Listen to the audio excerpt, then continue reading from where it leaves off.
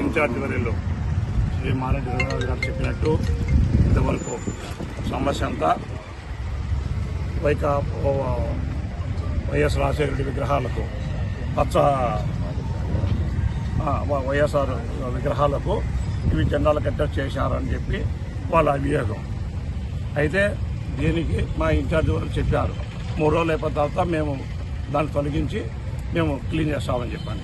అయితే నేను వైకాపా అధ్యక్షుడికి కానీ వాళ్ళ ఎంపీ గారికి కానీ రాష్ట్రంలో ఉండే ఏ వైకాపా లీడర్ కానీ ఒకటే ఒక క్వశ్చన్, మేము టీడీపీ, వాళ్ళు వైకాపా, వైఎస్ఆర్ కాంగ్రెస్, వైఎస్ఆర్ పార్టీ అధ్యక్షుడు సపరేట్ పెడుతున్నాడు, ఈయన కాంగ్రెస్ రాజశేఖర్ సారు. ఎట్లయితే మాకు హక్కు లేదని మీరు అడుగుతారో మేము పక్క పార్టీ అని చెప్పి మీరు పక్క పార్టీ ఆలోచన చేయండి. విధవాలోచన చేసి రెచ్చగొట్టి ఇంకా ఇప్పుడు అతని పేరుని వాడుకొని మీ స్వంత నిర్ణయాలు ఏం లేవు, మీ స్వంత ఆలోచన ఏంటి లేవు. ఎంతసేపు రాజశేఖర్ పేరు వాడుకొని బతకాలు చూసారు, చెట్టు పేరు చెప్పి కాయలమ్మాలు చూసారు. దయచేసి అన్ని కావు.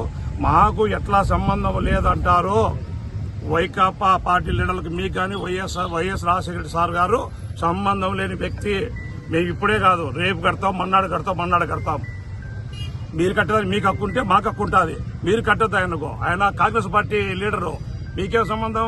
మీది వైకాపా, మాది టీడీపీ. మీరు కట్టదని స్టేట్మెంట్ ఇవ్వండి. మీకు ఒకవేళ జన్మనిచ్చిన తండ్రి కావచ్చు, ఇంట్లో పూజించుకోండి. బయట వచ్చేసి అందరూ వాడు రాజశేఖర రెడ్డి, అందరూ మనిషి. మేము కానీ రాజశేఖర్ గురించి గొప్పగా చెబుతాము. మా లీడర్ ఇప్పుడు చెప్పినాడు, 10 మాటలు చెప్పినాడు. రాజశేఖర్ చేసిన అభివృద్ధి పనులు మేము ఇప్పటికీ గర్వంగా చెబుతామంటున్నాడు. మీకు బుద్ధి లేక ఆయన బజారు గెలిచింది మీరు, చేసింది మీరు. కావున దయచేసి ఇప్పటి నుండి రాజశేఖర్ సార్ అనేవాడు అందరి వాడు. ఈ రాష్ట్రానికి కాంగ్రెస్ పార్టీ తరఫున ముఖ్యమంత్రి అయినాడు, వైకాపా తరఫున కాదు.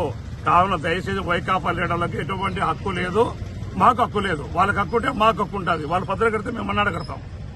ఇదే విషయమే.